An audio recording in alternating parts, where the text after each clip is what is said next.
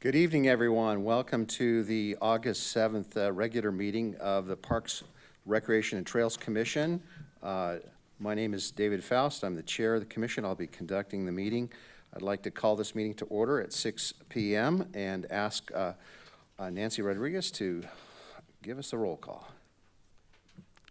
Chair Faust. Here. Vice Chair Peterson. Here. Commissioner Gidroy. Here. Commissioner Sanchez. Here. Commissioner Tremblay. Here. Thank you. Let's begin with the Pledge of Allegiance led by Commissioner Peterson. Please Everybody could stand. I pledge allegiance to the flag of the United States of America and to the republic for which it stands, one nation, under God, indivisible, with liberty and justice for all. Thank you. We're now on item number 4, presentations. 4.1, Community Services Department Employees of the Quarter. Ms. Gabby Cal. Good evening, Chair and Commissioners. I'd like to present to you our CSD Employees of the Quarter. The Community Services team every quarter nominates coworkers that they believe exemplify the qualities that make our department so awesome. These qualities include customer service, teamwork, and initiative. At this time, can I please ask that our commissioners come forward to help present a plaque to both of our employees of the quarter.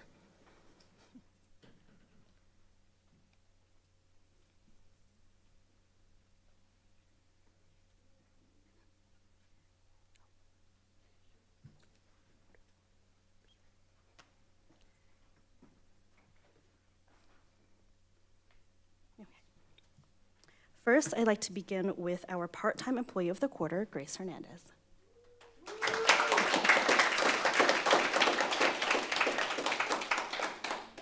Here is what Grace's nominator had to say about her. Grace epitomizes customer service. She exudes positivity, a sweet friendliness, and a professionalism that is ideal for interacting with the public as well as other employees. As diligently busy as she always is, she doesn't hesitate to stop whatever she's doing. Grace is always a pleasure to work with. It's not rare to hear others say the same thing, and her nominator had no doubt that the public who interacts with her feels the same way, and we agree. Thank you, Grace.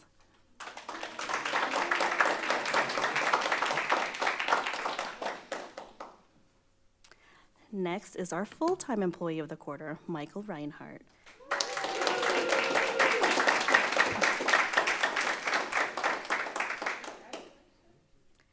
So Mikey actually had several nominations for this, and a recap of that is he has always made everyone feel comfortable in the workplace, creating a positive and inclusive environment where all team members feel valued and heard. Mikey's approachable and empathetic nature make it easy for his employees to seek guidance, voice concerns, or simply have a casual chat, which has greatly contributed to a healthy and productive work culture. His leadership as coordinator has created a supportive and dependable environment for both staff and families. Mikey has been with our department since its inception. He is one of the 4 employees that have been with us since the department was opened 10 years ago. And I am so proud to announce that Mikey has been promoted to Community Services Supervisor.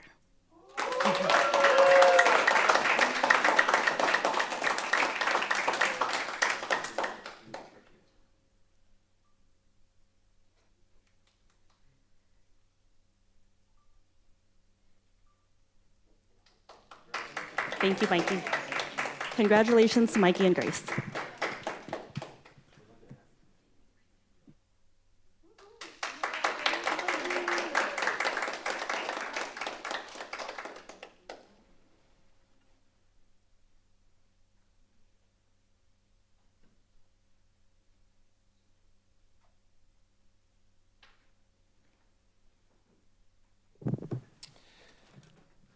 Thank you. It's so wonderful to work with such great employees here in the city of Menifee, and congratulations again to Michael and to Grace. And thank you for all that you're doing for the city of Menifee and for community services especially too. We'll move to Item number 5 on the agenda, approval of the minutes to the June 5th, 2025 regular meeting minutes. Any comments or edits or otherwise any modifications to the minutes, commissioners? So we can ask for a motion to approve. So moved. Second. Second. All in favor? Aye. Aye.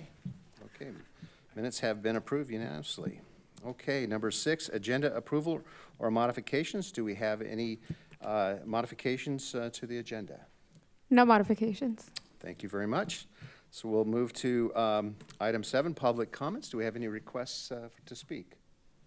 No request to speak. Okay.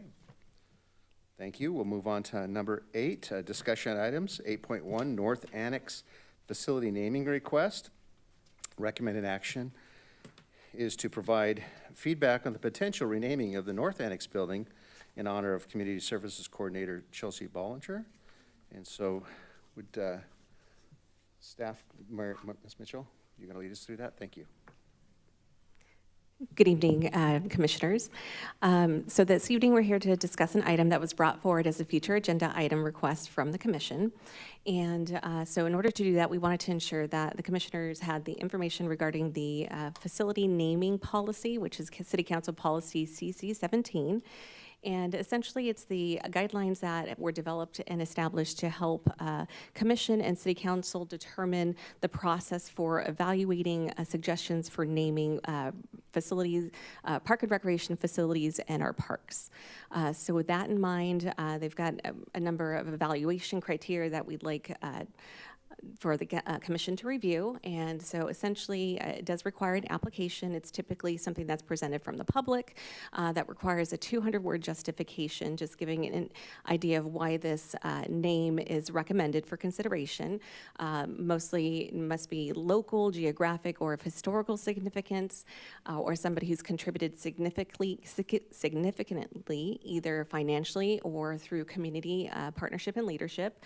There are some additional criteria for those that are either public employees or appointees that if we're looking to name something posthumously, must be at least 5 years or 8 years post-service.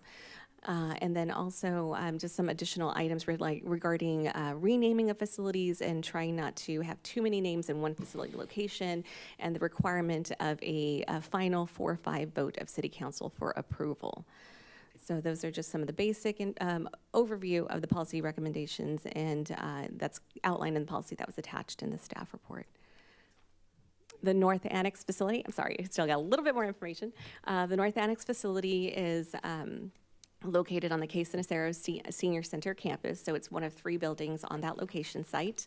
It was funded and built through CDBG funds, and which offers programming that's low cost, no cost for our seniors in the community, and then also rentals on the evenings and weekends. So again, this is just for to bring forward the information for Commission's consideration. We also provided some additional alternatives that might also be options to consider. Things like either naming a future park amenity or an item, a room, garden, or gathering space dedicated with a plaque. You know, Chelsea did a lot of great work for us as an employee who was employed with us since 2018 and worked in our special events team, and so dedicating maybe an event or a component of the event or a community award might also be another appropriate recognition. And then also, as I mentioned, a commemorative plaque for something that might be relative to her work that she did here in Menifee. So again, that's our basic information, and I open it up to Commission for additional questions or discussion. Thank you, Ms. Mitchell. I understand we also received a correspondence on this as well. Each of you commissioners should have, in your packet, should have a copy, a citizen with their thoughts on this issue. I'd like to open it up to the commissioners for any comment or discussion on this item. I do have a question on the correspondence we received, and then the actual, what do you call the guidance or the guide to that, how do we overcome the 5-year issue? And then the suggestion of maybe naming something, some other place other than Case and Aceros to keep to keep it from getting confusing, too many recognitions at one place. So first of all, I guess, how do we overcome the 5 years that's agreed to? I would assume we'd have to petition council to amend the policy. Yeah, if we wanted to go against what the policy states, that would be the process. To have a waiver for this particular issue. Either do that or wait the 5 years, right? Would probably, is there a guideline or is there a restriction to what number of years? Can we make it 1 year? Or can we recommend 1 year instead of 5? Whether that's be 2 or 3? I think we could petition the council for whatever we desired to, and it would be up to them to make the final decision. If they would allow a waiver for that issue. Yeah, if the commission wanted to review the policy and make amendments to it, we would have to work through that process, bring it forward as an action item on the suggested amendments, and then bring that forward for city council's consideration. Sounds good. Commissioner Gidroyce? The council actually already bypassed that 5-year rule when they named Rancho Ramona Park after John Denver while he was still alive.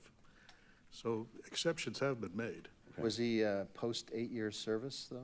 Oh, he's been around forever. No, but I mean, the other side was 5 years deceased or post 8 years. It was meant to be service. 5 years deceased before anything was named after someone, particularly an elected official. I remember because we discussed it in the beginning of this whole thing, and the idea was to have a cooling off period. I'll defer to Ms. Mitchell. I do believe that the policy was initially created in 2017, and then after the renaming of Rancho Ramona Park, it was updated in 2019. So Rancho It Ramona was happened right changed, before yeah, that. But initially, we all agreed it's a very big thing to name a park after someone, so let's make sure that we really, really want to do it. Incidentally, the amphitheater should still be named after Neil Winter. That's where I left off. Hopefully, that will still happen, too. But as far as Chelsea's situation, I know everybody feels very passionately about it. And I believe since we are an advisory commission, we should go to the council and say, we feel this should be given a priority, maybe 1 year. I would like to suggest instead of a building, that perhaps what we just experienced with giving an award to our employees, perhaps we could name one of those after Chelsea so that it's perpetually there to recognize people who really have served the city in that capacity. I like that. Commissioner Peterson, you're in the queue. I have a couple questions. The first one, is the county of Riverside, do we have, no matter what we do for whoever it might be and whatever the conditions are, does anything have to pass by the county, or is this entirely within city? No, as long as we're considering city property, we don't have to work with the county on renaming our own facilities. Okay. And then, I don't know why, but in the back of my head, I had this like thought that was just stuck there from a previous conversation that that we couldn't name anything after somebody who is actually alive. So whether or not they were 8 years plus of, you know, previously being a part of our community's service, you know, is it, so it is 5 years posthumous and then 8 years of Separation. okay. Got it. Yeah, that's correct. Commissioner Tremblay? I do like the idea of really honoring her in lieu of the work that she's done through the employees, whether it be similar to what we've done today, giving out an award, or it can be anything really. However, what would be the process if we wanted to go that route versus naming a building or facility after her? So something like that, we definitely have to vet through our city executive team to make sure it adheres to all of our current policies and procedures when it comes to recognitions and awards. And so that would be something we'd have to look into a little bit and then bring back for additional consideration. Is there something that's like, I know we have, you know, employees of the quarter, do we have employees of the year as well? Yes. Yeah, the city does recognize employees of the quarter as well as employees of the year as a part of the SWEET team, which is the employee engagement program that we have established in the city. Interesting. Was there any request to speak on this particular item from the public? No request. Just want to make sure of that. So yeah, I mean, when I initially proposed the annex as naming for Chelsea, that was just my initial idea. I like some of these other ideas about a recognition award too, but I think that I know there was a concern about multiple names on a particular campus, but the North Annex is kind of a standalone building, so I think it would lend itself to just saying like Bollinger Hall or something to that effect.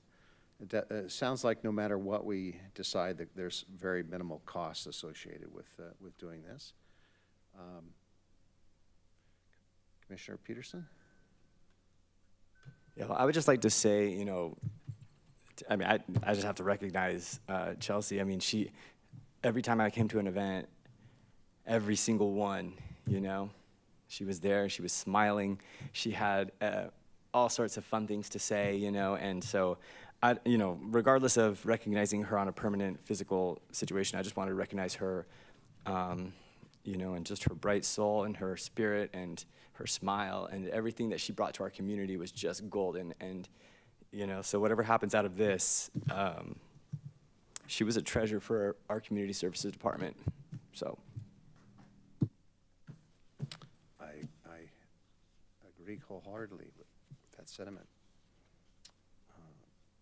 Any other comments, commissioners?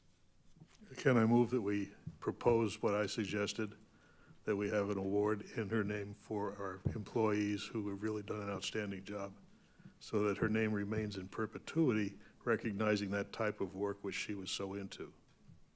And then put that before the council and ask them if they would agree. Would this be something that would be awarded to employee or just a citizen of the community? I would keep it to an employee of the city. Citizens, we have Citizen of the Month, things of that kind already. Would it, Ms. Mitchell, would it be appropriate to poll community services staff to get their feelings? I'd really like to hear what the employees feel, what they'd like to see would be appropriate recognition as well. If the commission would like us to explore the avenue of an employee an award, we can definitely do some internal conversations and get some additional feedback from our employees, as well as engaging with the other departments in our city executive office to determine the best route for developing something like this. Sure, I wouldn't want to exclude it just to the five of us and making a decision that's long-term, but certainly we get the opportunity to review that and then make a recommendation at council. But I'd certainly like to hear from staff on what their thoughts, whether it's an award or I'd even like to hear what their thoughts about something even grander, like we've been proposing, a facility or event.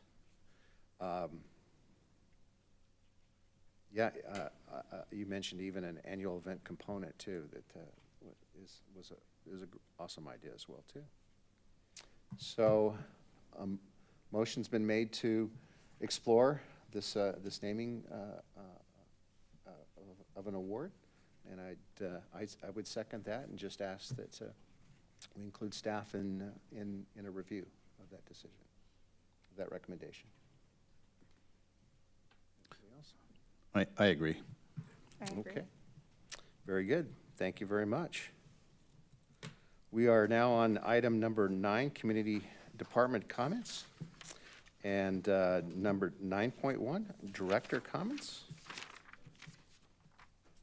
Thank you, staff, for being here today.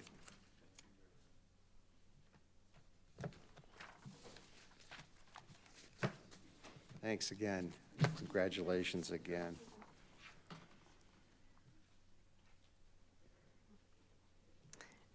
Give a moment. I'm sad that they didn't want to stay for my update. It's a great update. Wait, come back. Okay. So on to business. We have our I've got a great update that I'm excited to share with our commission, and we wanted to talk a little bit about the Central Park enhancements. So we know that there's a number of projects that have been going on that we've talked about throughout the years about making Central Park kind of the jewel of the city, a place of community and gathering, and we've got some great projects that are in the works that are getting ready to help us accomplish those goals. So the first one we have is our Civic Center parking lot. So that is the parking lot that's going to be the home to the future City Hall. But in the meantime, we're going to put it to good use when we utilize it for enhancing Central Park programs and activities. So the Civic Center parking lot, if you drive by there, it looks like it's almost done. That's because it is almost done. Our target completion is fall 2025, and that'll bring additional 192 parking spots to the Central Park area with enhanced accessibility, additional upgrades, future infrastructure for lighting, solar lighting, and electric vehicle charging stations. And again, that's going to be a really big component when it comes to bringing events back to Central Park and helping ease some of the traffic congestion. The next item we have is the Paloma Wash pedestrian bridge. Not sure if you've been by Central Park, but you can see that they're staging out there. They're getting ready to start building this prefabricated structure. The cranes are relatively huge, rather intimidating, and so it's going to be really great when it's finally complete. But ultimately what this is intended to do is to create more connectivity, creating a safe and ultimately scenic crossing for all of our residents in the area, connecting Central Park to the Countryside Marketplace, the Town Center Marketplace. So in the future, when we're having events, people can go out to the shopping centers, have dinner, come back out and join us for an event at Central Park. So the target completion date for that is winter 2025. So hopefully by the end of this calendar year, we'll see the Paloma Wash pedestrian bridge completed and accessible to our residents. And last but certainly not least, we have the Central Park Amphitheater. So again, we know that the construction started and it was underway, and we've had to adjust our scheduling to ensure that we can get the correct materials that's needed to complete this unique design, which does require specialized materials. So unfortunately, the schedule has been extended, and we are looking for a target completion date of fall 2026.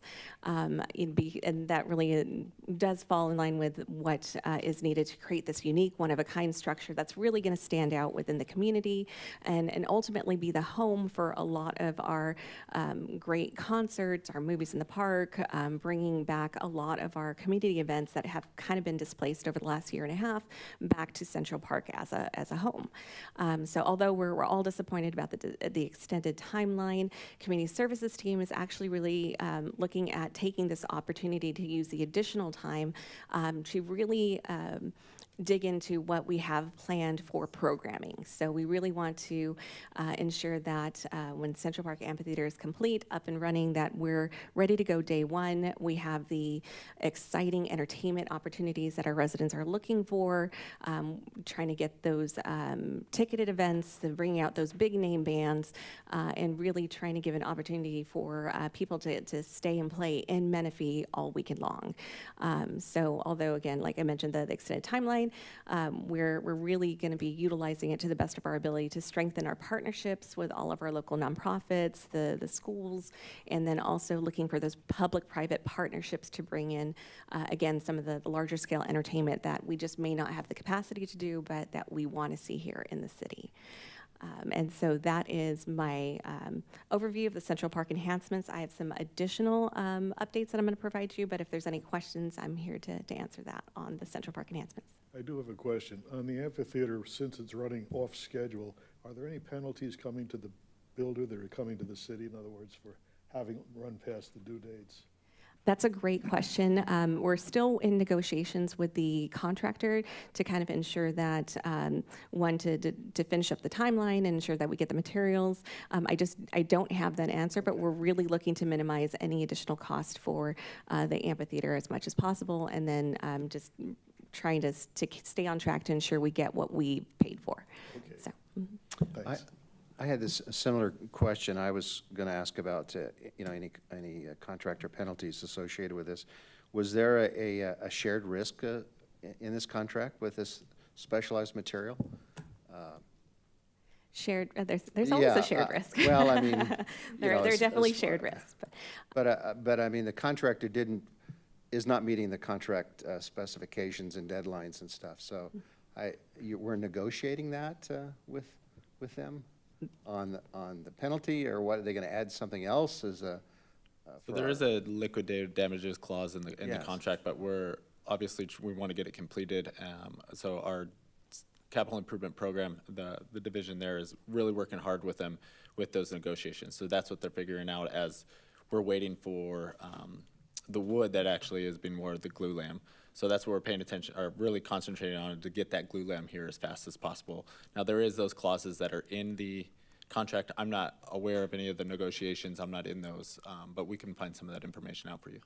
Well, and I assume the contractor used some kind of a bidding process for the manufacturers, or they looked at different options. And do we know what happened with this Canadian company? Did they go out of business, or they just said, hey, this is too complicated for us? It's a little complicated, a little bit more complicated, so we went with the original designer that's all the way in Switzerland. We were trying to, obviously trying to get one that's a little closer. This manufacturer, they do larger projects like this, and it's not just the square beams that are doing, it not just turns this way, but it'll turn in other directions as well. So it's a little bit harder of a process for some of these companies to do. So that's why they moved with the original contractor that was spec'd for it, and they're working with them, getting that design, or that built right now. I guess maybe, could you help us out here? Thanks, Mr. Fiddler. Thank you. Chair and Commissioners, this, as Bryce has mentioned, this is a very complicated project. The glue lam beams, there's multiple ways to fabricate them. We originally, the contractor had looked at using a contractor or a manufacturer in Switzerland, but due to all the shipping and constraints that might occur traveling across the ocean and being stuck in the ports, there was some recommendations to try to use a local vendor. The local vendor that they used has a different type of technique of fabricating the glue lam beams, and the contractor didn't feel comfortable when they started fabricating the beams that were being proposed. So they came back to us and asked if they could go back to their original contractor. We are looking for a facility that matches the intent that was originally designed, and we wanted something that was going to stand the test of time. So we worked with our contractor to re-secure that original contract, original manufacturer. So that a lot of the process has been going through that, just to make sure that we can meet the intent of what was being proposed. So that's a lot of the process that we've been working through and negotiating with the contractor, because we wanted to also, if the contractor didn't feel comfortable with using that vendor and being able to withstand the various weather that we have here, our contractor went back to Switzerland personally, reviewed their plant and their operations, sent us video footage of what that plant is capable of doing, and some of the products that they produced is just absolutely amazing. And that's what we want our facility to look like. We want it to be absolutely amazing. We want to be very proud of it. So that's the kind of the background of what we've been trying to work through the last few months, is to protect the integrity of that building and make sure that we're getting the best quality project that we can get. Commissioner Peterson, you have a question for? Back a few months ago, when the city council approved, I think it was like about a $600,000 increase in the cost. Is that related to changing this manufacturer? No.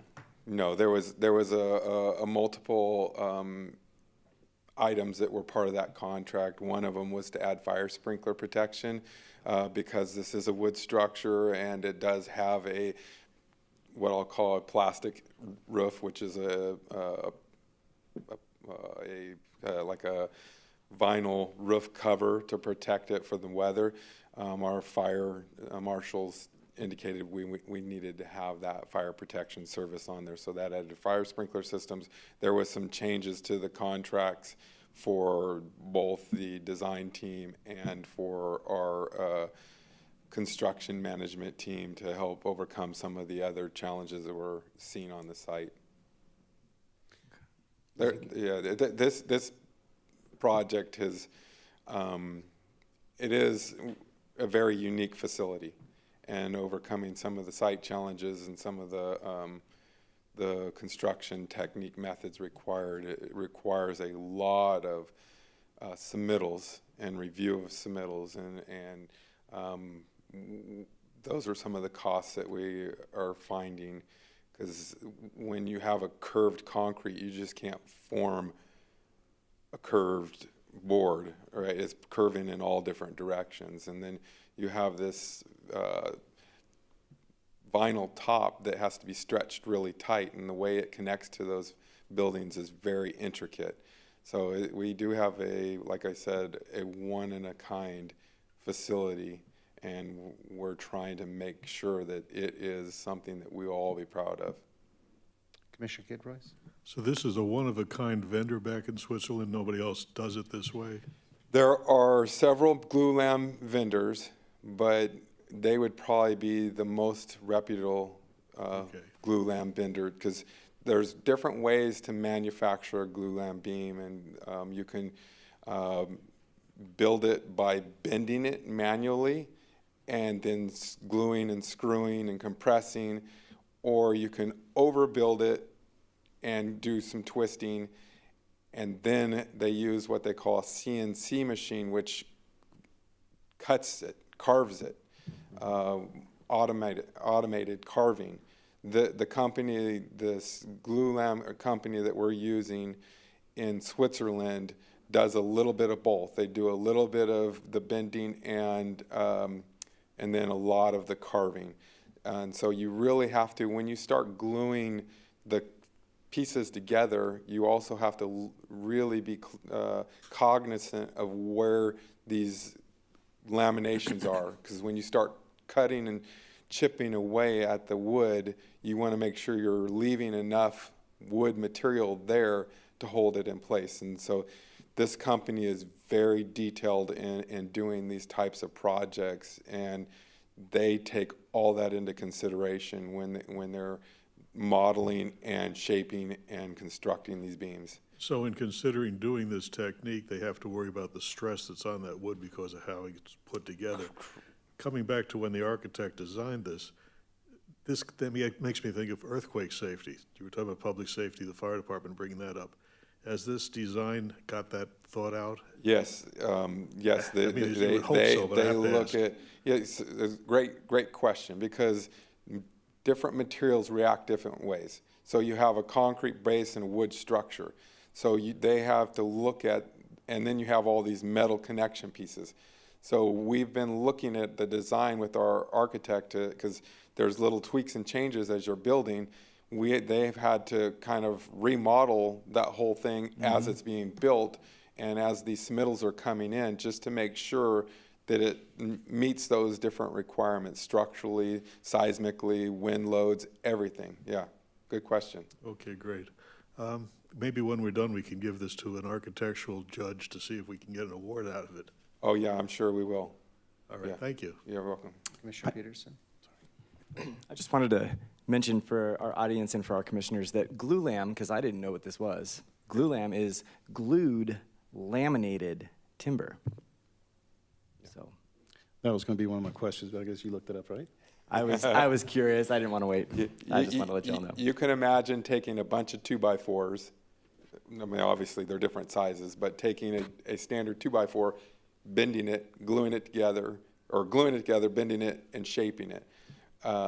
So that's exactly what they're doing. They're taking a bunch of pieces of 2x4, 2x6, 2x8, and creating these beams by gluing them and compressing them together and building the beam. And then they use this CNC machine that will carve out the curves, because as Bryce had mentioned, these are not A lot of glue lamp beams are just straight. Some of them have a little bit of camber to them, which are curved in one direction. This one is actually curved in that direction and then twisting. So that's why these pieces are very critical. And then try to imagine getting 3 of those pieces all to match up in 13 different places and then having cross members all over the place. Sounds like the opening of a roof stadium. Yes. Or the roof in a stadium. Quick question. So do we see the cost of this increasing? It sounds like it's a lot of work and coming from Switzerland. It just, And as Bryce has mentioned, we are trying to manage cost increase. There are some other components, not specifically the glue lamp, but other components of the work that have seen some increases. There has been some additional concrete work and steel work. We have an idea. But we're still working through that, yeah. But the beams were not anymore. thank you. And Director Fiddler, thank you for all that explanation. And the bridge project is going well then? That's correct. They'll be pouring the foundation, the first lift of the foundation on Monday. 4 of the 6 pieces have already arrived.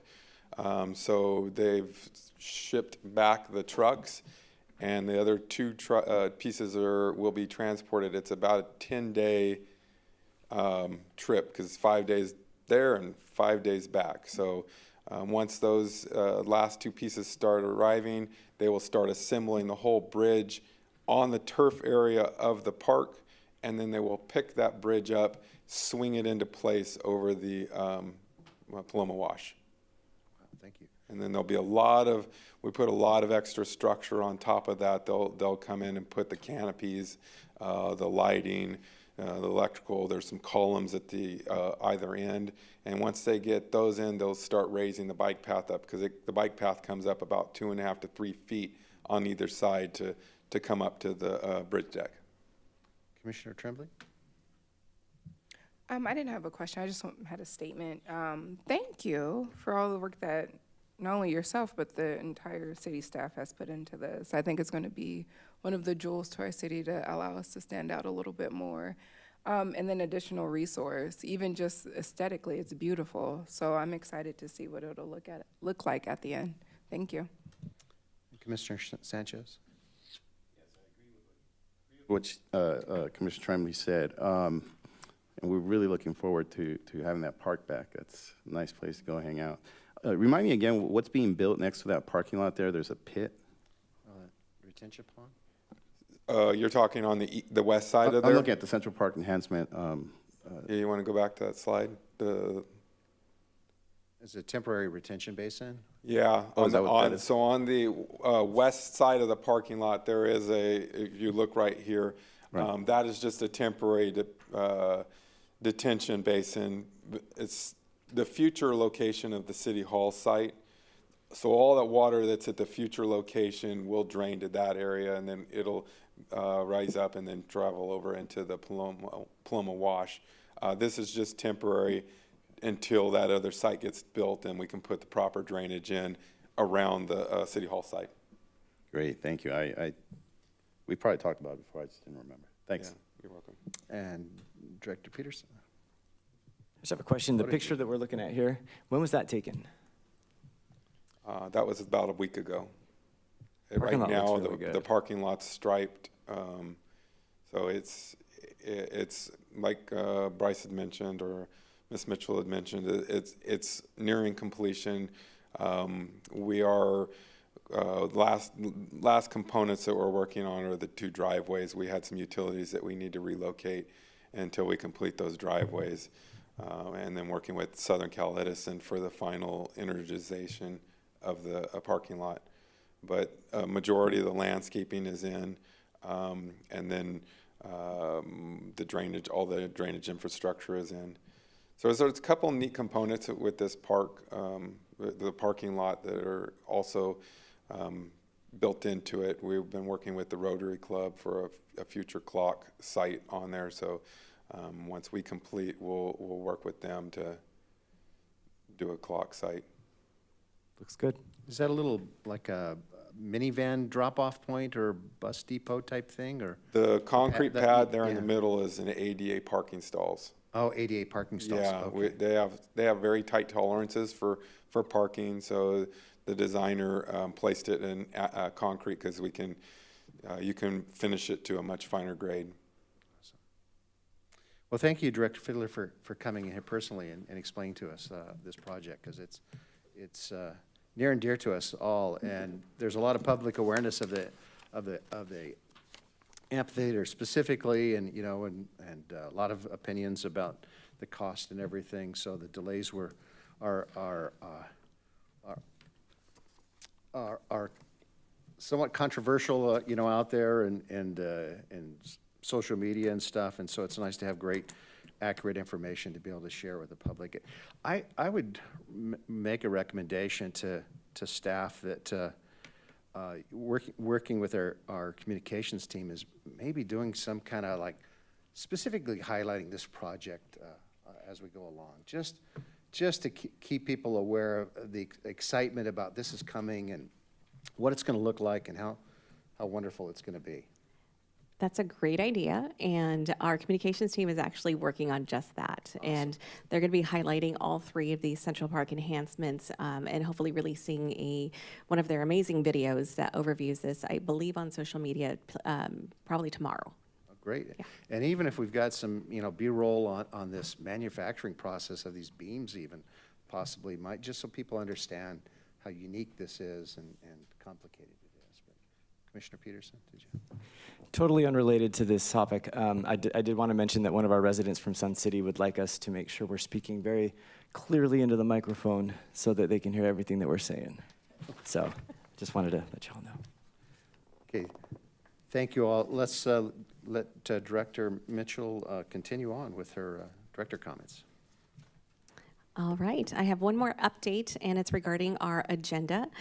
So we've been working with the city clerk's office to kind of get all of our commissions and committees kind of in line with similar ways that we interact with the committees and how our agendas are lined up, and focusing on transparency. And so we had the opportunity to take a look at how our agenda is currently set up, and we're looking to make some changes. And so we're hoping to implement this, I believe, for the September meeting. But ultimately, the biggest change is going to be that we're adding a consent calendar to our agenda. So we currently don't have one. And typically where you get your community services updates, it's under item 9, where it's a director comments, and we go into each of the divisions. One thing that we're noticing in some of the comments that we receive from the general public is that most of the public's not getting that information unless you're watching the meeting. And so by creating the consent calendar, we will have these monthly updates as a part of a staff report, so that when we publish the agenda, the staff report will be published with the agenda packet. So meaning information like our monthly attendance numbers, our monthly revenue numbers, highlights and overviews of past events, all of that stuff will now be a part of the agenda packet and not necessarily a part of the PowerPoint presentation that we present publicly. And so hopefully that gives more awareness of what we do, and that if somebody doesn't have the time to watch our meeting or can't go back to YouTube and kind of sit through it, they can download the agenda, download the staff report, and see all of those numbers. Things like our parks maintenance team, what they've been up to the last month, all of that stuff will now be a part of the agenda packet. So that's the reasoning for the consent calendar. So we'll be doing the monthly divisional updates. Kind of helps us reduce some of the repetitive information. Sometimes our parks in progress moves a little slow for us, so seeing that slide may be a little repetitive, so instead we'll incorporate that into our monthly updates. And then also some of our CIP projects, those are long-term projects that also kind of move relatively slowly depending on how quickly we're able to do that, moving that to more of a quarterly update. So that way we have actual information to present as opposed to reviewing a slide on where we're at. So wanted to give you guys that update, that I do anticipate that this new agenda will be a part of our September meeting. And again, just because it's a constant calendar item doesn't mean that you can't pull it. If there's something on there that you'd like to ask about or have more information on, or for staff to present on, you're more than welcome to pull any of those items, and then we can present that independently. And if there's other information you'd like to see on those monthly reports, we welcome the feedback as well. So we're all going to learn through this, and again, just wanting to increase the information that's readily available to the public is what the goal is. And that concludes my director comments. Very good. Thank you. Any final questions for Director Mitchell? Okay, let's move to 9.3. Actually, 9.2, Parks in Progress. Yeah. All right. Good evening, Commission. So I'll have a few updates next month. Like Mariana was saying, when we do, even in those reports, we're able to put some pictures. So Cimarron Ridge right now and Valor Park are both under construction, but it's not as much from a picture. You'd see more dirt than anything. It's a lot of trenching, then they cover it back up, they grade. So those two parks, Valor Park, they've put a lot of the flat work, concrete work, the walkways going through it. They put the playground foundation, they're working on that. That one's moving along really well. Cimarron Ridge, which is gonna have couple ball fields in there. They've done all the grading, all the underground work. They're starting the main line, all the irrigation main lines and everything this next week. It's a 6-inch main line, so it's a larger pipe that, a larger trench and everything that has to go through some of that park than a normal, some of the other parks. So the Sun City Green Space, as that got approved last night just for the land acquisition, we're looking to close the escrow on that. Now we're able to get into complete escrow with approval of council within the month, and then we're working with the grant to be able to close that. We are on the second plan review. We just received all the comments and everything back for that from our designer. I just submitted those back in. It'll take a week or two, and we will have approved plans to be able to for the park itself. So as everything else is working, we want to be able to be ready when it is within a couple months to be able to go out to bid and then start construction once we have all the grant funding and everything ready for that. So that one is moving along pretty well. Sooner than later, we'll be able to show some more updates on that, but that one is going along.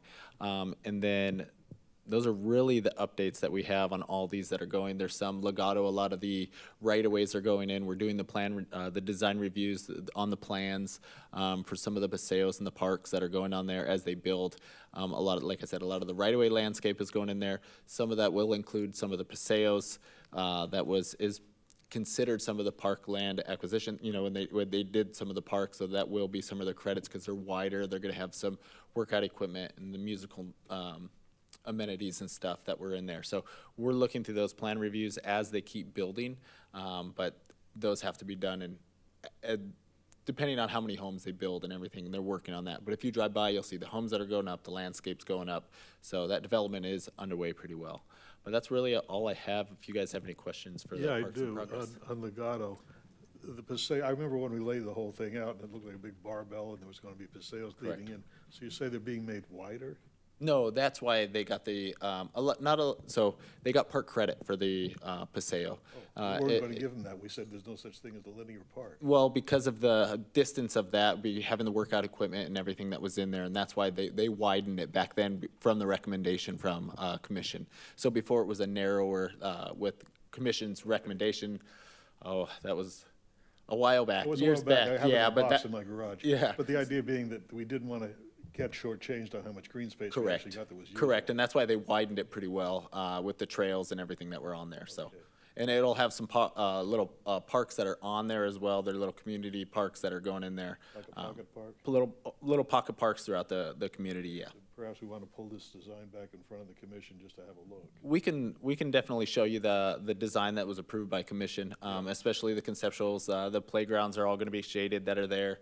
The playground that we had approved for I want to say the East Park, there's a little park that's in there.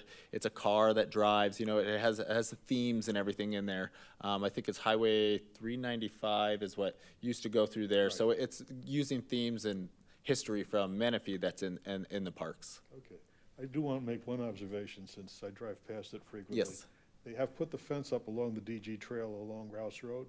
Looks great, excepting they didn't put any spaces in between so you get in and out of the trail. It's So like there- one solid fence. There's you- a way in on one end and like a way in on the other end.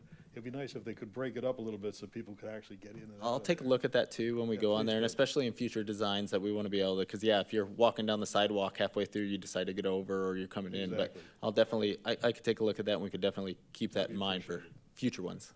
Okay, Thanks. thanks. Commissioner Peterson? Yeah, comment? I just have a question about Laladera Park and the addition of the second ball field.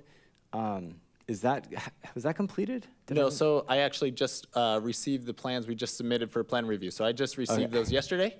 That's why I don't have an update because this is from August, yeah, and I have some in the CIP update as well. on Okay, that. cool. Yeah, I was like, wait, did we forget about that? No, one? I didn't, it's not Okay. on here. That's a capital improvement update. Perfect, for thank you. Thanks. And finally, oh, Commissioner Sanchez. Yes, Laladero Park, did we agree that that's one of the parks going to get lighting? Correct. Okay, and when do we anticipate that? That's, I'll go in the update with that, but that won't be, we're still probably a year out. But the design is almost complete. We're submitting through that. And then we're going to, once we have the design, we'll go out to bid and within a few months, we'll be out to bid for construction. We'll make sure we have enough funding and everything for the extra ball field and the Musco lighting that will be at that park. Did we say that's going to be solar lighting? No, that one is Musco lighting. So that one has walkway lights, but it will have sports field lighting. Okay, thank you. Thank you, Bryce. Just one last thing on design review of Legato. The community center is pretty much remaining the same as what we reviewed, nothing? Correct. We haven't, that hasn't come back up. I don't know what the threshold is when they have to start building the community center, but once we could definitely bring that back as an update to commission in the future, in the near future, just so we could do that. But the design on that is not changing, no. Thank you very much. Okay, let's move on to 9.3, solid waste and recycling update. Is that, I'll take care of that. okay, Ms. Mitchell? All right, solid waste and recycling. So we just finished our 2024 annual report summary. So basically, we have to report to CalRecycle, which is a state agency, on how we're doing on our solid waste and recycling components. And so these are just some of the highlights, just to kind of give you an idea of what comes and goes in and out of the city of Menifee. The very first one is actually one that we're really proud of. That's a 347,000 pounds donated food, and that's a big part of our partnership with Menifee Valley Community Cupboard, who we worked with in getting a grant through Edible Food Recovery Program, and we're able to help them get a new truck and expand their partnerships with local food generators, grocery stores, things of that nature, and restaurants. So that's a really big thing because although it feels like it's something that the state of California said, hey, we want you to recover food that we can eat and utilize it, it's really helped out the community. And if you had an opportunity to take a look at yesterday's city council meeting, the Menifee Valley Community Cupboard was actually recognized for serving over 1 million meals within a year. So, which is a huge undertaking. And so they've really made a huge impact with expanding their programs both at the Quail Valley site and at the Eller Park site in the Romaland School District. So really proud of that partnership. So really wanted to highlight that one. Rest of the stuff is kind of, just how many tons of waste that we've collected and diverted, and our diversion rates have continued to do well throughout the years. And as we educate and outreach based on what goes in the organics bins, really pushing out our bulky item drop-off programs, it's really helped to up those numbers. So we're pretty proud of what we've done in solid waste and recycling. And so just want to save the date. We've got our next bulky item drop-off event that's going to be happening on September 20th, and that is going to be at Heritage High School. And this is one of our bigger ones, so which means that we're going to be accepting e-waste and tires, and then we'll also have mulch that's available for people to come and pick up. You bring your own container, we'll give you some mulch. So looking forward to that, and I believe that concludes our solid waste and recycling update, if there's any questions. Thank you. Commissioner Peterson has a question. I just have a question about the 2024. Is that like fiscal year 2024-25, or is that calendar year 2024? Calendar year. Thank you. Awesome, thank you. Let's go to 9.4 then, Recreation Division update. Hello, Commissioners. Kat. So here you see the attendance numbers for the month of July. I wanted to call out a couple of our different programs that just were through the roof this past month. One of it is our Beloved Aquatics program. This is our second year in our program, and we continue to learn and grow. One big highlight for the program this year is that we added a Learn to Swim component for Parent and Me. That was a great hit. We did have a wait list, but we were able to add additional classes between sessions to be able to accommodate more parents and their children. Another thing I wanted to highlight was our park ranger programs and activities. Even though we had our lone park ranger, Amanda, she has been quite busy visiting all of our different sites and continuing with all of her programs. Next is our revenue for the month of July. As you can see, we have quite a bit of added revenue due to our summer programs, which include all of our different camps, whether that was contracted camps, sports camps, or our adventure camp at Lazy Creek, as well as youth excursions. Next is some of our upcoming programs and activities at the Cay Santa Sarah Senior Center. We have a senior excursion this Saturday, August 9th, to watch The Foreigner. This is being put on by Vagabond Theater. Seniors will be departing from the Cay Santa Sarah Senior Center via van and be returning following the production.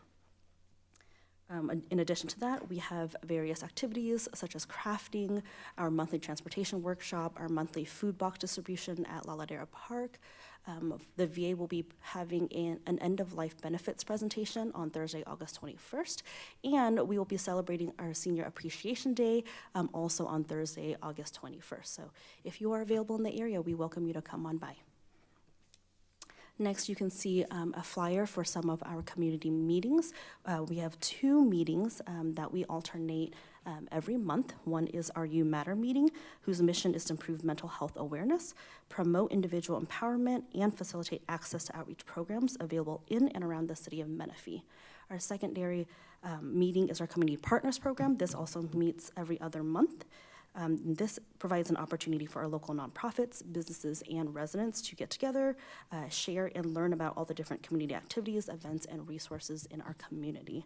Our next one is August 12th, and it's our Community Partners meeting, and that will be taking place at the Menifee Public Library on La Piedra. And as we wrap up our final week of summer, we are already accepting registration for all the different programs at our Lazy Creek Recreation Center, and this includes our Tiny Tots program, Watch Me Grow, and our after-school program. Thank you, Ms. Cow. I really appreciate the community meetings calendar flyer. I think this is awesome.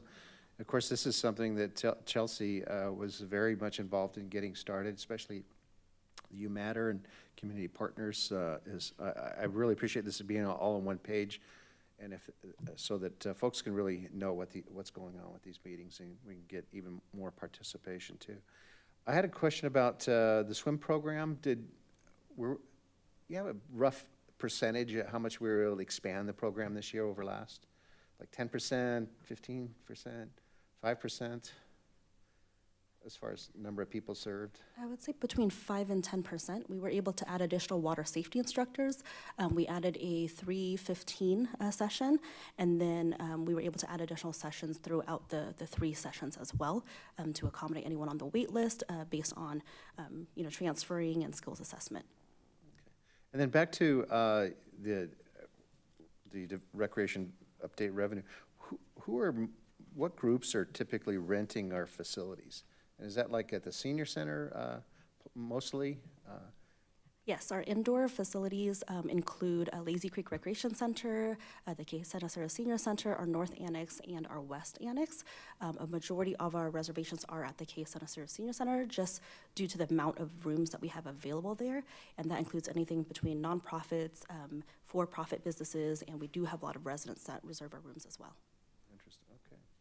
Any questions, Commissioner? Yes, I have a question. On the Recreation Division attendance, I see July. Is it possible we could see July last year against this, or do you look at that? Because I'm wondering what's growing and what's not, and what's shrinking, so the programs match up and are applied in the best way. Yes, we do track it from year to year, and we can definitely provide that to the commission. That'd be helpful. Thank you. Commissioner Peterson? I was actually thinking the same thing. The similar as to when we have our park maintenance and the update where you have the graphs and it's actually very informative just from looking at it, and you can see the improvements or things that are changing. I think that would be very cool. So. And these will all go into that consent calendar item as well, too. So, you can put more data in there. We don't have to put it on a slide and try to make it fit and all that. So I think that's great. Thank you. 9.5, special events update. Let's go. Okay, so we had a very packed summer.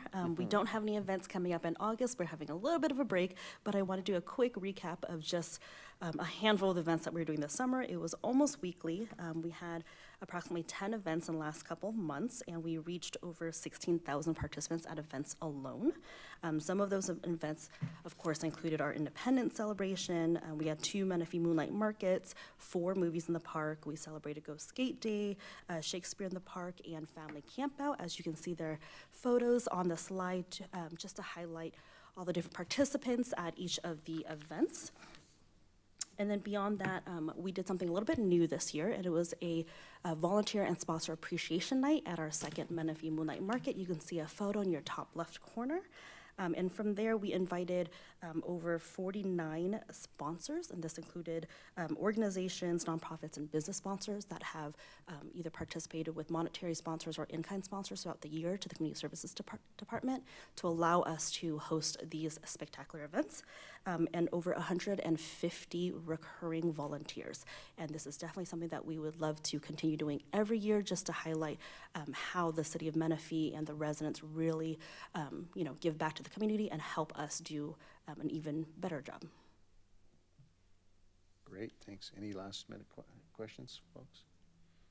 All right, let's move ahead. 9.6, CIP improvement project update. Oh, I'm sorry, you gotta go back. I know you said there's no events for this month, but do we have anything anticipating for the fall? We have quite a few events for the fall. So just to start off in September, we have Art Affair and a pop-up paint night. And then, of course, October, we'll be celebrating Clean Air Day as a gardening event this year, Fall Fest, Day of the Dead, Trot for a Cause, Veterans Day. It definitely gets busier in the fall. Okay, thank you. Bryce. Okay, I have a few updates. We just received the specifications for the ranger station and everything today, so we're resubmitting that. Hopefully we can get approval there, but that's what we've been waiting on, is all that. So each one, this week, we've actually received a lot of different things for a lot of these projects from our vendors, from our architects and our engineers. Sun City Park, like I said, on Tuesday, I received the plans. We just submitted those for our second and final plan review on those. Laladera Park enhancements. And on any of these, if you'd like us in the future to show something, bring an updated picture or anything or just a reminder of what was being on there. So like Laladera Park enhancements, we were adding another baseball field. So they're 2 smaller baseball fields. They both have outfield fence and then walkway, obviously, to both of those with the bleachers, and then sports field lighting. That's going on there. Just received those plans yesterday, so we just submitted those for review, and that has our electrical engineering on it because of the updates that's going to need to be done for the sports field lighting and then the ball fields. We just went over, you guys had a lot of questions for the amphitheater. Hopefully most of your questions got answered for that. The Gale Webb restroom, the design came back to when we were going to bore under. That's our capital improvement program is working on that. The sewer line. So what it was is the design, the cost came too high to bore under where we were doing it. So now we're looking at redesigning it for a lift station. So we'd still have, it wouldn't be a gravity fed sewer main. It would just be a lift station. So there would be a little bit of a maintenance for us, but not a huge burden, to be able to have that. So that's what we're designing now, so that way we can get that permanent restroom for the pump track there. And then there we have a lot of new CIP projects that are going to be brought forward to you guys, or brought forward with us, we'll be starting Village Playground. We're working on getting a grant actually for the playground. We met with a vendor the other day, and then we're getting some designs ready for that playground so we can go out for the architectural design on that and get everything that's the foundation and the curbing and everything designed, and then we can go out to bid and get the construction going on that. And then the other two are the sports field lighting. We're working with our Musco Lights, so that'll be Hidden Hills and EL Pete Peterson Park. That will be the adding the sports field lighting on those multi-purpose fields. And then the right-of-way turf conversion, which we'll be working, where we have a meeting with EMWD to see what kind of refunds we can get with them as well to help us cover some of the cost. The more funds we can get with that, the more we can do. That's removing a lot of the turf that's non-usable in some of the right-of-ways, replanting them with either drought-tolerant, either no irrigation, drought-tolerant irrigation, just to save. And that the cost of water has gone up. A lot of those older areas are potable water, they're not recycled water, so it does cost the city to keep them alive and keep it going. So doing that turf conversion will definitely help save some funds on that. But that's really the, and then the other one is the KC roof rehabilitation. It's just a poly, it's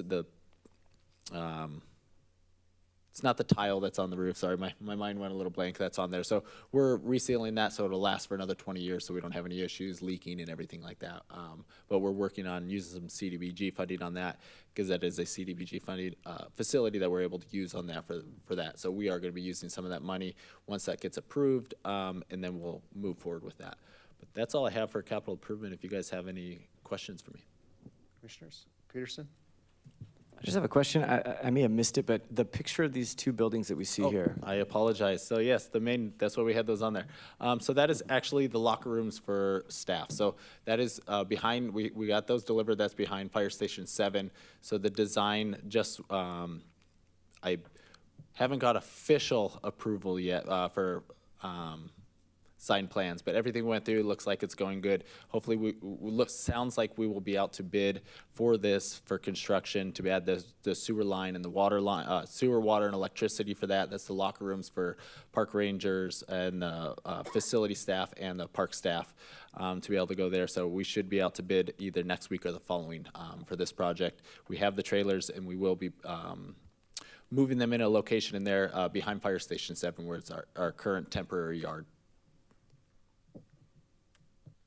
Commissioners, any other questions? Just on the, back to CIP, so on the lighting projects, the playground project, et cetera. So budget's been approved by city council for these projects. What's the next step? Allocation, is that, of funds? Yes. Okay. Yeah. By project and to go out for design or something? Correct. Okay. And timeline on those? What are we looking at? I don't have I will work on getting a timeline with that. We had a meeting yesterday. I will be getting a timeline. So this next commission meeting, I'll have a timeline with a lot of those for you. Thank you very much. Okay. Then 9-7, maintenance division update. Okay. We had almost 700 work orders submitted just internally, 49 submitted by residents, and that's 600 of those were just for our parks and right-of-ways.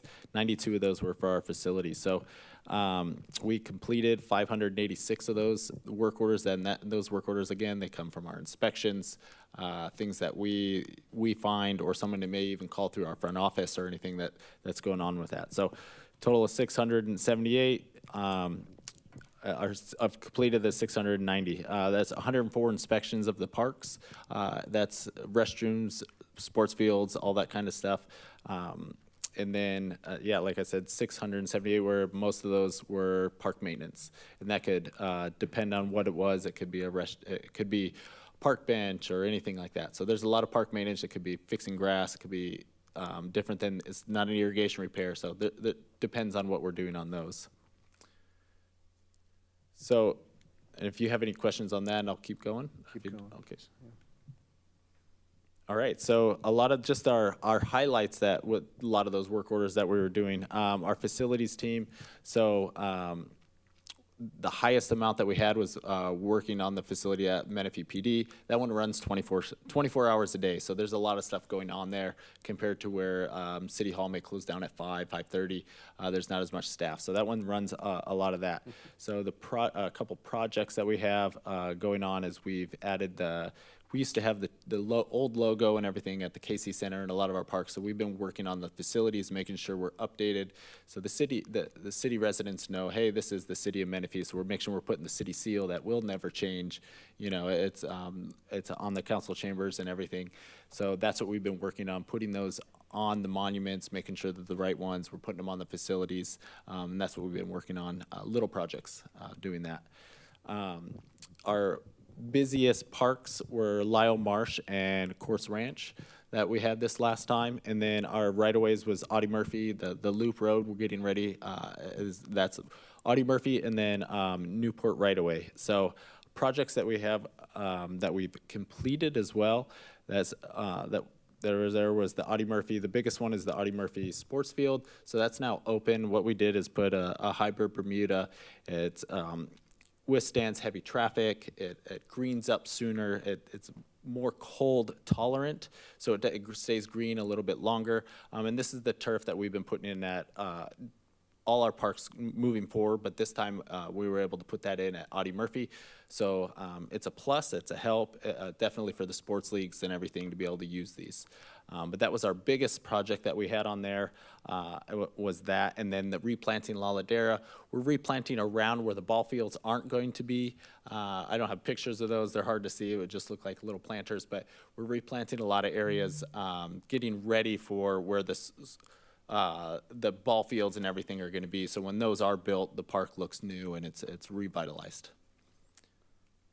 And then the park rangers, we had 352 visits within that month with one ranger. We had reached 140 school outreach event, and then we had our Menifee camp out, which was a great event. I apologize, my mind went blank again of how many participants, but it was a really good event. Saturday, we kicked everyone out once they stayed the night, but there was no complaints. No, but it was a really good time. Everybody enjoyed it, and I think it's growing every year to where it is fun for the residents to be able to go do that, eat some s'mores, set up the tent, play some games. They had scavenger hunts and everything like that. So it was a good event that was going on. That's all I have updates for park rangers, but that's all I actually have, if you guys have any questions. Thank you, Bryce. You said Amanda's working by herself. We have another ranger. We have another ranger. They will be starting in the next couple weeks. Ah, okay, that was my question too, Yes. in recruitment. And on the Audie Murphy Road loop, the new crosswalk that's about finished over there in front of Correct. the ranch house there, is there going to be a flashing signal that people can put? I'm not 100% sure, but I can find out. I was there today, and I thought the same thing. So I don't know Yeah. what's going to be there, but I could definitely find that out for you. Because it looks similar to the one on La Piedra where, of course, that had a center island, but I thought that they put in a button you could push to flash the lights. There's as well. possibility. I can find that out. I was there looking at some landscape that's there. And another reminder for Audie Murphy, over the next month, it's already scheduled, but it probably won't begin for another 30 days. They're going to start going through Audie Murphy, so it'll be Murphy Ranch Road, starts trimming all the trees there, and then all down Newport. So we're going to be trimming over 1,000 trees just in Audie Murphy down Newport Road. So we will work around traffic when we have to shut down lanes. Our contractor will, but in the near future, probably in the next 30 days, like I said, it's already been scheduled, but we're waiting to the heat. We're not going to be doing that. We have other areas that are being trimmed, but all those trees will be trimmed all down Newport, starting from Brea Road, Murphy Ranch Road, all the way through to the border of Canyon Lake, just on Newport Road. So it's good, that we're actually able to do that, but it will make sure we're not getting it. If we do any lane closures, we'll alert the public for that. Very good. Commissioner Peterson, you had a question? A couple slides back at the monthly highlights, I'm actually curious, the little R2-D2 looking guy in the picture. So that right there is our, Is that your it's one of striper? our employees. No, so that one does all our sports fields. So what it is paints the fields. So our ball fields, we use that in the morning when they're, or afternoon or whatever, the ball fields, and also the soccer and football. So when they do the setup for the flag football, that's what they'll go out. It's already GPS on there, so we push the button and it just drives and it does the whole field perfect. So Very that's cool. what that is. I like it. Yeah, we have one at the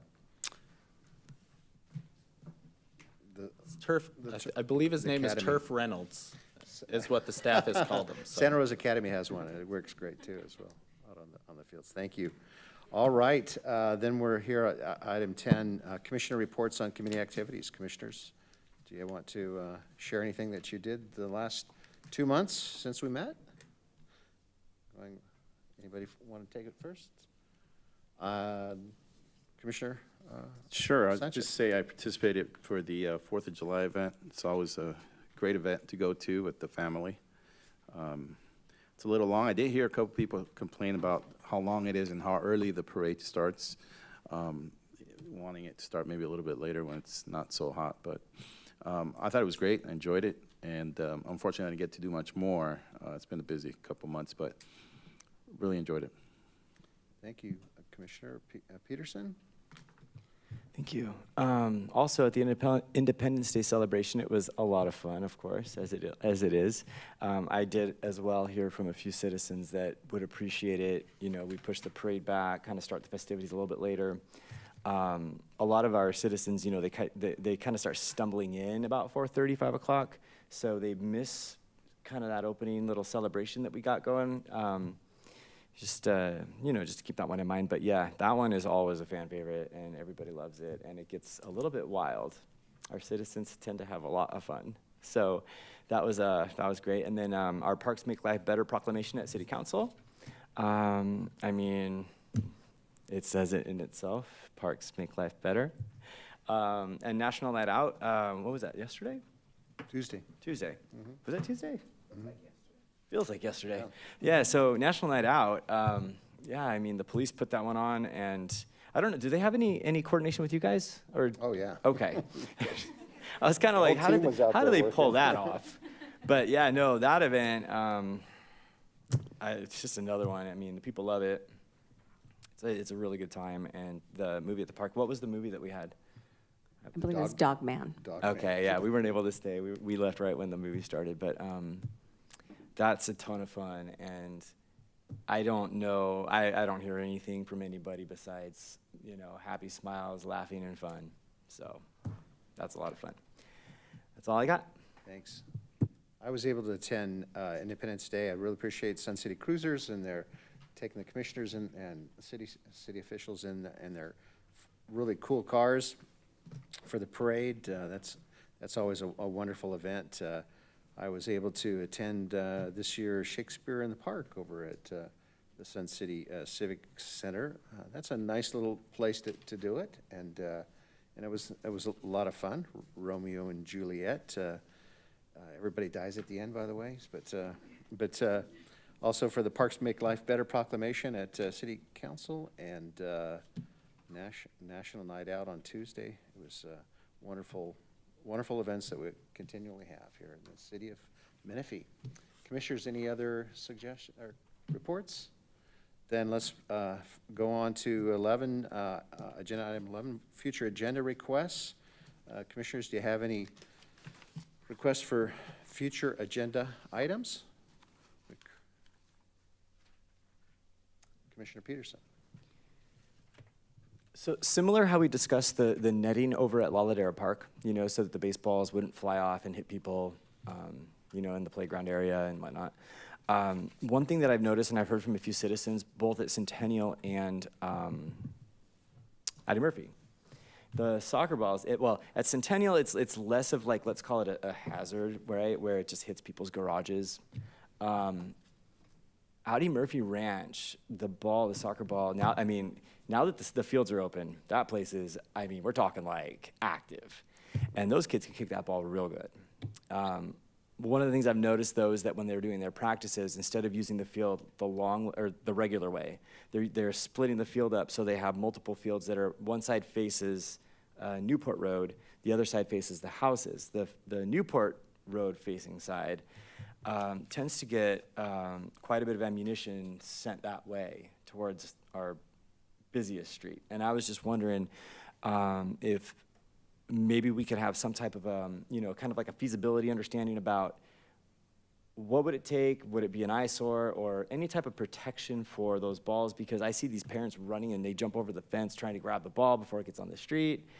You know, and I don't think they're there to do that, but they are there doing that, and I think that they will do that, but, you know, just as a safety thing, and I don't think we've had any accidents or anything like that, but. Yeah, we could definitely look into that. And also as soon as the trees grow as well, so that's a green barrier that's there. A few of the trees we're replacing that are on that, the northern side of the park that's there. And then there's also 2 that we just removed on the right-of-way side on the bottom part. So we will have that, the barrier that's there, adding the netting, the cost-wise to add that, there is a heavy cost to it, but also the look of it as well. But there is something that we could do temporarily maybe, but that cost and the vandalism or, keeping that up is a lot different. But the trees, when we do plant some trees, we can get some bigger ones. We're waiting on that, and that will help with some of those, more of a barrier that's there for the going down to Newport Road.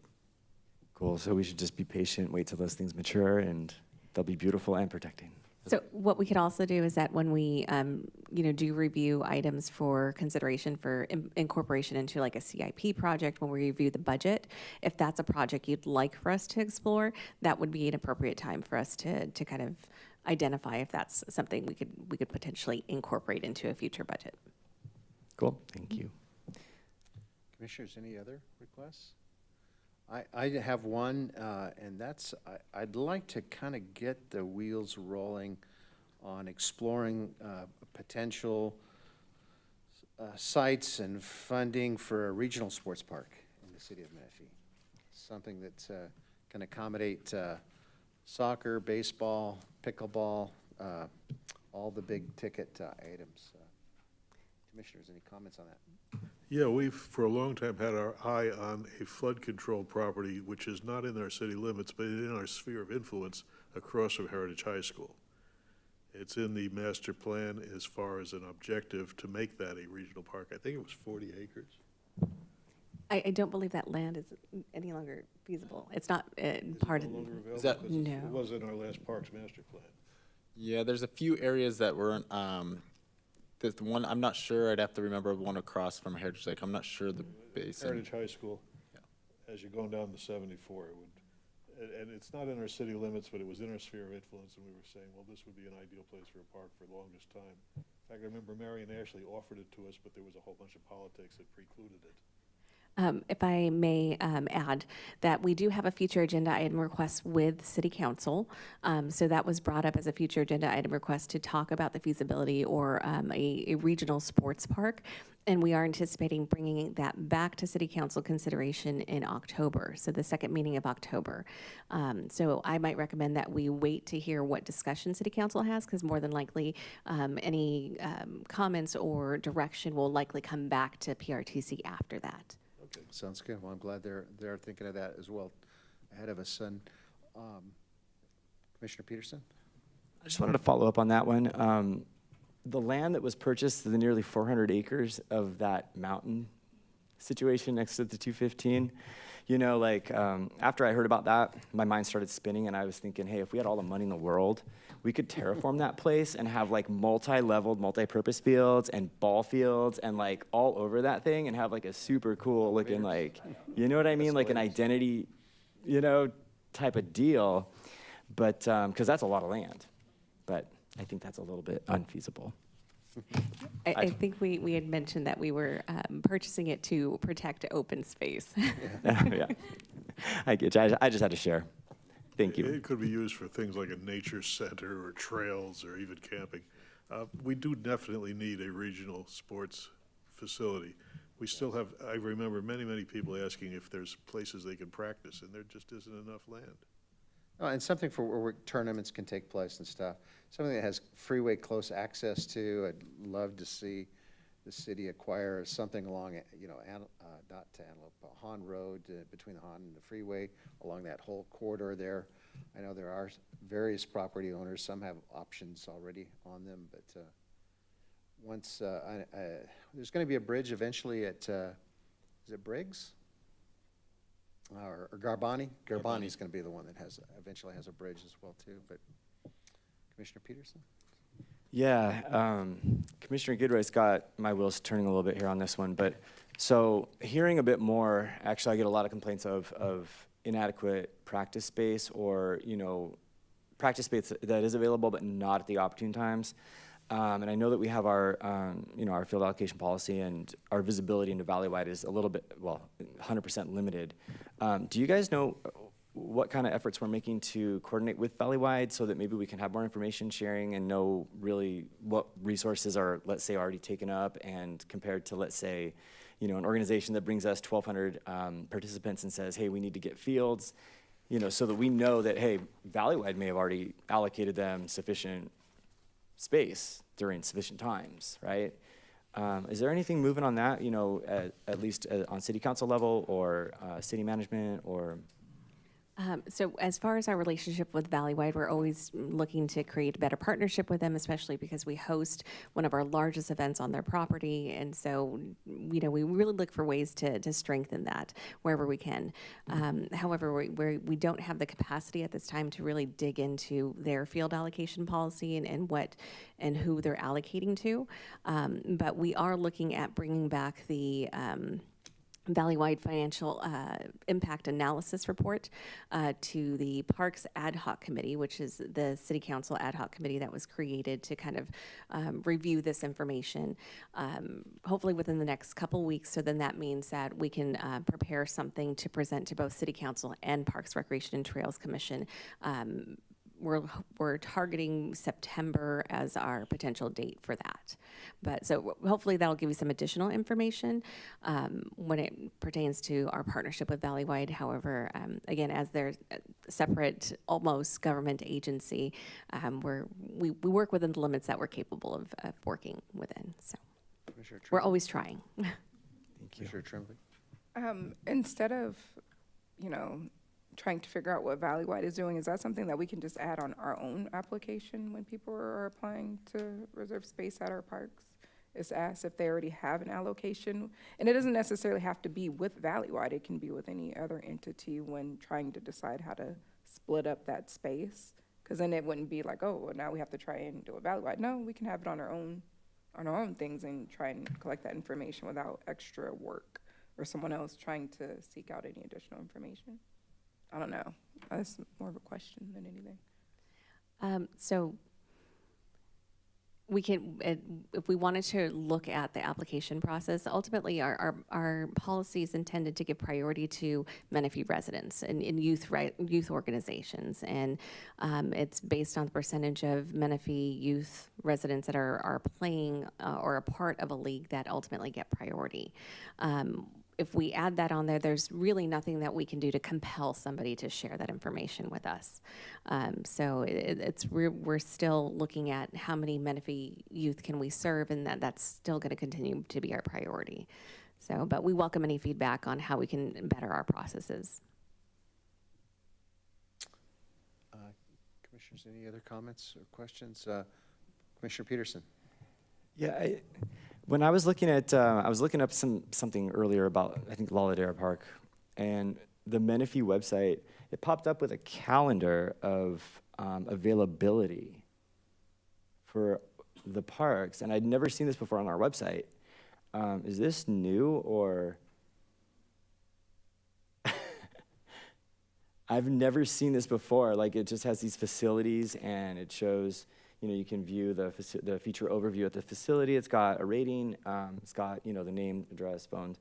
But then there's a week calendar, and you can change it to month, day, and it shows availability on there. And nothing that looks like it's booked in the calendar, but. So that might be something that we either need to take a look on our side or correct. At one point in time, we were trying to get that type of availability and information on the city website.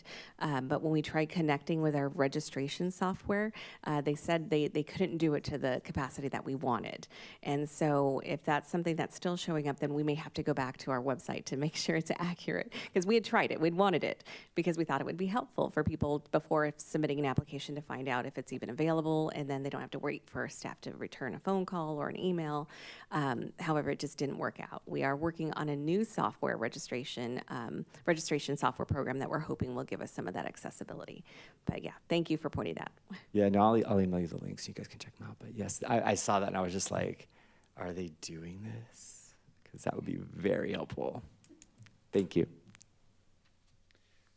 One of the existing future agenda items is identify city-owned vacant property for potential park infill for October. And that would include the property at Getz Road and. Yes.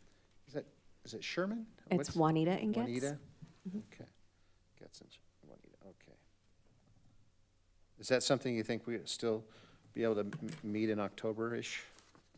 Yes, that's our Okay. plan. Very good. Well, commissioners, any other last-minute questions? Okay, can I have a motion to adjourn? I'll make a motion to adjourn. Okay, then this, I'll adjourn the Parks Commission meeting at 7:29. Thank you all for your attendance and those for watching online with us. Thank you.